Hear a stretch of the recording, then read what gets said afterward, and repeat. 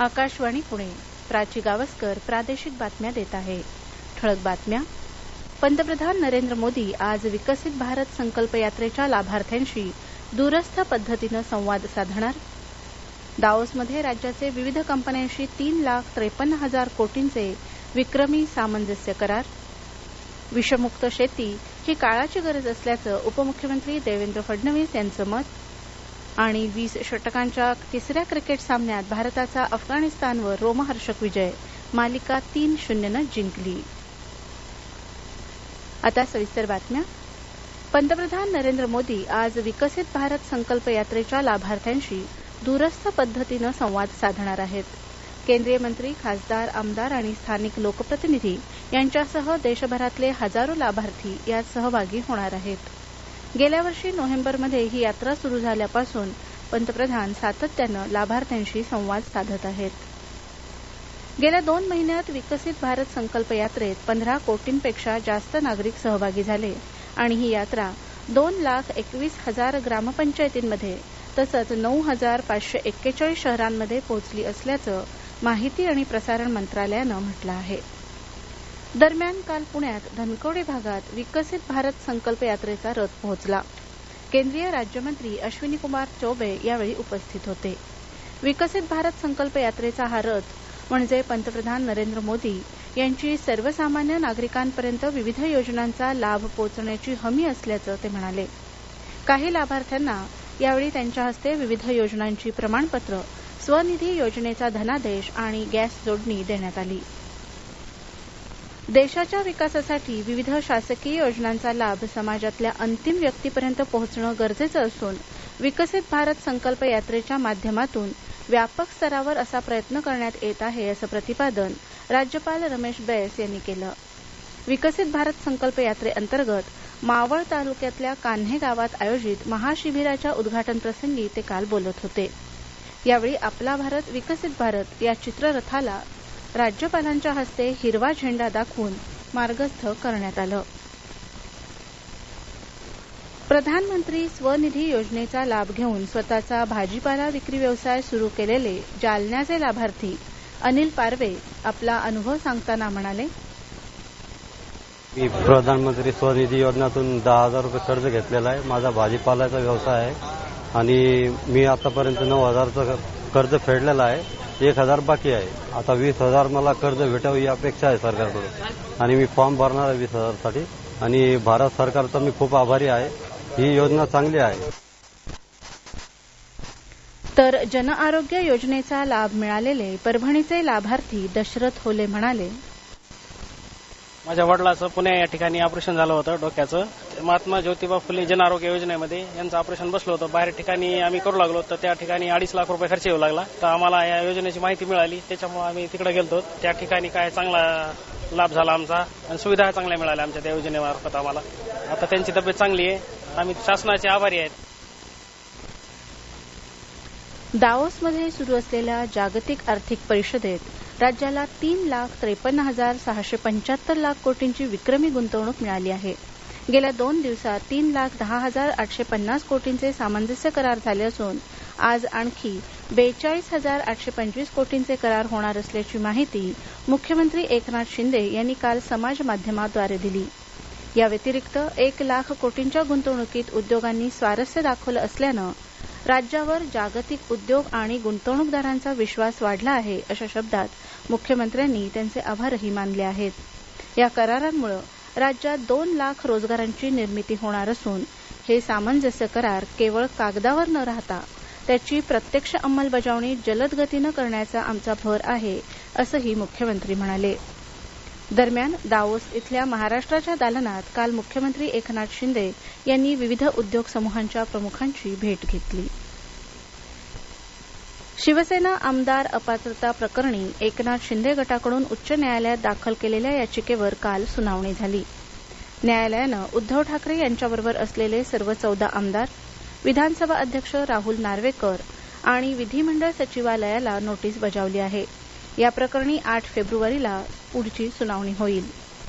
दरम्यान शिवसेना उद्धव बाळासाहेब ठाकरे पक्षानं दाखल केलेल्या याचिकेवर सर्वोच्च न्यायालयात सोमवारी सुनावणी होणार आहे. या प्रादेशिक बातम्या आपण आकाशवाणीच्या पुणे केंद्रावरून ऐकत आहात. रसायनांच्या वापरामुळे काही काळ शेतीची उत्पादकता वाढली असली तरी आज पुन्हा विषमुक्त शेती आणि विषमुक्त शेती उत्पादनं ही काळाची गरज बनली आहे. शेतीतील विज्ञान पुन्हा नव्यानं मांडण्याची आवश्यकता आहे असं मत उपमुख्यमंत्री देवेंद्र फडणवीस यांनी काल सातारा इथं व्यक्त केलं. सहकार महर्षी जयवंतराव भोसले यांच्या जन्मशताब्दी वर्षानिमित्त आयोजित कृष्णा कृषी आणि औद्योगिक महोत्सव 2024चं उद्घाटन फडणवीस यांच्या हस्ते झालं त्यावेळी ते बोलत होते. सातारा जिल्ह्याला हक्काचं पाणी मिळवून देणार असून या भागातील दुष्काळ नावालाही शिल्लक ठेवणार नाही अशी ग्वाहीही फडणवीस यांनी यावेळी दिली. पुणे जिल्ह्यातील नीरा देवघर उजव्या मुख्य कालव्याच्या बंदिस्त नलिका कालव्याचं उपमुख्यमंत्री देवेंद्र फडणवीस यांच्या हस्ते काल फलटण तालुक्यातील काळज इथं भूमिपूजन झालं. हा कालवा आणि नीरा देवघर प्रकल्पातून धोम बलकोडी प्रकल्पामध्ये पाणी टाकण्याचा प्रकल्प आहे. गुणवत्तापूर्ण उच्च शिक्षणाचं उद्दिष्ट केवळ रोजगार निर्मिती एवढंच मर्यादित नाही तर त्यातून एक जिवंत समाज संलग्न सहयोगी समुदाय आणि एक समृद्ध राष्ट्र निर्मिती व्हावी अशी अपेक्षा राज्यपाल रमेश बैस यांनी काल पुण्यात व्यक्त केली. सावित्रीबाई फुले पुणे विद्यापीठाच्या 123व्या पदवी प्रदान समारंभ प्रसंगी ते बोलत होते. विद्यापीठांनी संस्था बांधणीशास्त्र, नेतृत्वशास्त्र आणि संघटनशास्त्र यासारख्या उपयोजनाक्षम ज्ञानशाखा निर्माण कराव्यात असं मत आंतरराष्ट्रीय सांस्कृतिक परिषदेचे माजी अध्यक्ष डॉ. विनय सहस्रबुद्धे यांनी केलं. या समारंभात प्रमुख पाहुणे म्हणून ते बोलत होते. अकोल्यातल्या डॉ. पंजाबराव देशमुख कृषी विद्यापीठात देशातला पहिला आंतरराष्ट्रीय सेंद्रिय प्रमाणीकरण पदव्युत्तर पदविका अभ्यासक्रम सुरू करण्यात आला आहे.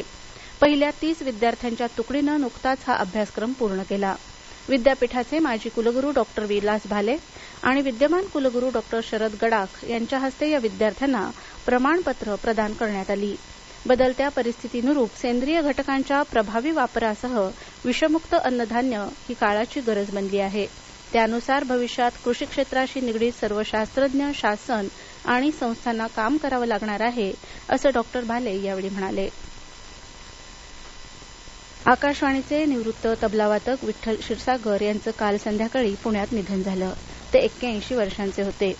पंडित भीमराव कनकधर यांचे शिष्य असलेल्या क्षीरसागर यांनी 1984 ते 2003 या काळात आकाशवाणी पुणे केंद्रावर तबलावादक म्हणून काम केलं.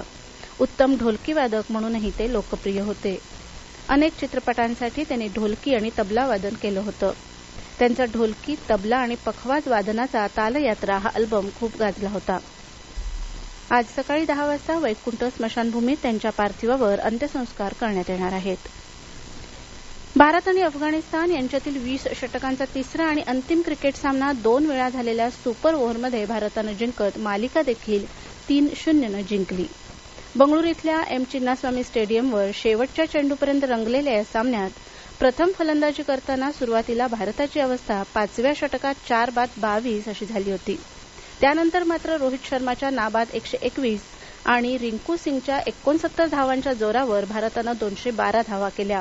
प्रत्युत्तरादाखल अफगाणिस्ताननं देखील गुलबदीन नईम, रेहमान उल्लाह गुरबाज आणि इब्राहिम झादरान यांच्या अर्धशतकीच्या खेळावर भारताच्या धावांशी बरोबरी केली. त्यामुळे सामना सुपर ओव्हरमध्ये खेळवला गेला. मात्र त्यातही अफगाणिस्तान आणि भारतानं बरोबरी साधली आणि पुन्हा एकदा म्हणजे दुसऱ्यांदा सामना सुपर ओव्हरमध्ये खेळवावा लागला. यावेळी भारतानं प्रथम फलंदाजी करताना केवळ 11 धावा केल्या. अफगाणिस्तान हे आव्हानही सहज पार करेल असं वाटत असतानाच त्यांचे 2 फलंदाज रवी बिश्नोईच्या फिरकीच्या जाळ्यात अडकून बाद झाले आणि भारतानं हा सामना जिंकला. भारताचा मायदेशातला हा सलग 15वा मालिका विजय आहे. रोहित शर्मा सामनावीर तर शिवम दुबेला मालिकावीर घोषित करण्यात आलं. हवामान. राज्यात काल सर्वात किमान तापमान जळगाव इथं 9.3 अंश सेल्सिअस इतकं नोंदवण्यात आलं. आज सर्वत्र हवामान कोरडं राहील असा हवामान विभागाचा अंदाज आहे. शेवटी पुन्हा ठळक बातम्या. पंतप्रधान नरेंद्र मोदी आज विकसित भारत संकल्प यात्रेच्या लाभार्थ्यांशी दूरस्थ पद्धतीनं संवाद साधणार. दावोसमध्ये राज्याचे विविध कंपन्यांशी 3,53,000 कोटींचे विक्रमी सामंजस्य करार. विषमुक्त शेती ही काळाची गरज असल्याचं उपमुख्यमंत्री देवेंद्र फडणवीस यांचं मत. आणि 20 षटकांच्या तिसऱ्या क्रिकेट सामन्यात भारताचा अफगाणिस्तानवर रोमहर्षक विजय, मालिका 3-0नं जिंकली. आकाशवाणी पुणे केंद्राचं प्रादेशिक बातमीपत्र संपलं. नमस्कार. आहे